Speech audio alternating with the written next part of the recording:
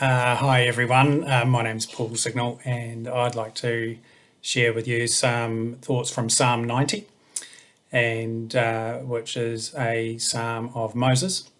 And so whether you're an essential worker or you're working from home or you've got not much to do at home, this psalm is a psalm about frustration and perhaps how to deal with that. So we'll just read it together and I'll have a few thoughts. For Psalm 90, a prayer of Moses, the man of God. Lord, you have been our dwelling place throughout all generations. Before the mountains were born, or you brought forth the earth and the world, from everlasting to everlasting, you are God. You turn men back to dust, saying, Return to dust, O sons of men, for 1,000 days in your sight are like a day that has just gone by, or like a watch in the night. You sweep men away in the sleep of death.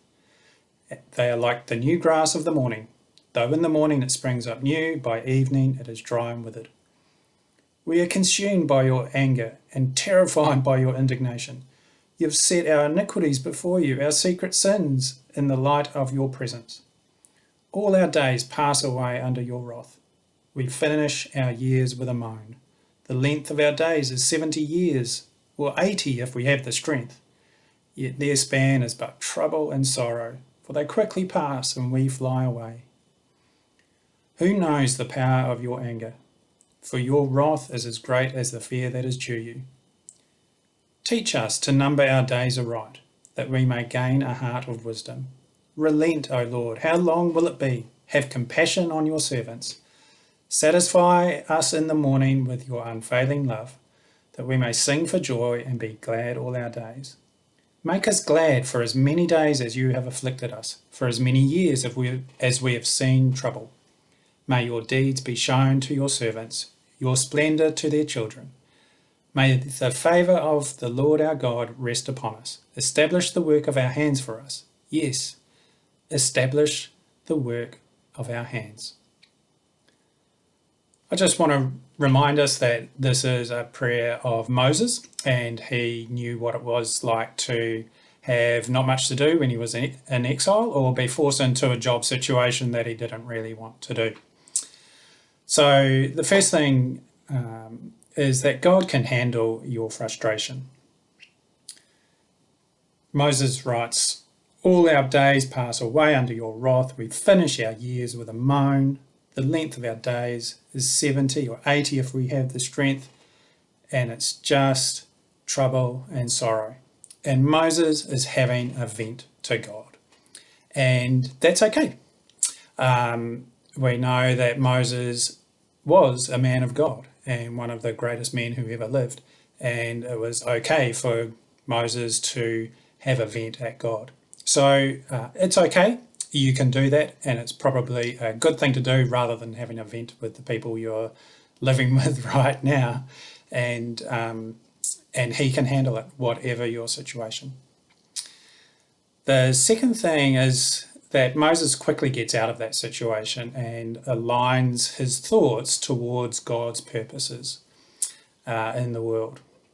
In verse 12, he writes, teach us to number our days aright, that we may gain a heart of wisdom. And then in verse 14, satisfy us in the morning with your unfailing love, that we may sing for joy and be glad all our days. So wisdom, joy, and gladness stem from recognising what God is doing in your life and what he's doing in the world, and aligning yourself towards that, asking for wisdom and seeking how God has compassion on us and loves us. So yes, have a vent, but second is just align yourself to what God is doing in the world, and be asking God, what are you doing? And of course, his greatest purpose for us is that he would live in our hearts through that wonderful work of Jesus being in our lives. The third thing is that we can ask God for help. and ask him to bless our day ahead. So either in the evening or in the morning,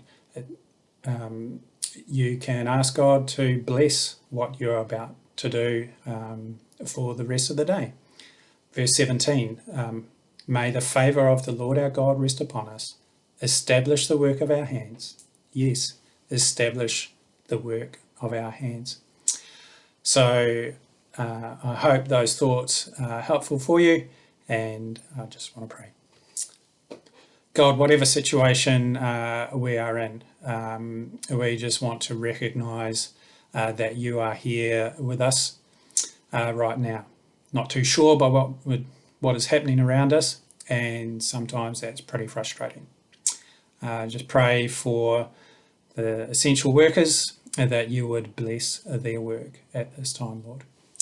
Pray too for those who are working from home and struggling to deal with different ways of working and the restrictions that they're being placed under. Also pray for those who can't work or can't go to school or prevented in some way. Lord, may you help us find ways to align our purposes towards you and to seek what you're doing in our lives, in our hearts, and also in the world around us. We just thank you that you have been shown to be faithful since the world began, and we can trust you. Thank you for listening to our frustrations, and Lord, bless the work of our hands. Amen.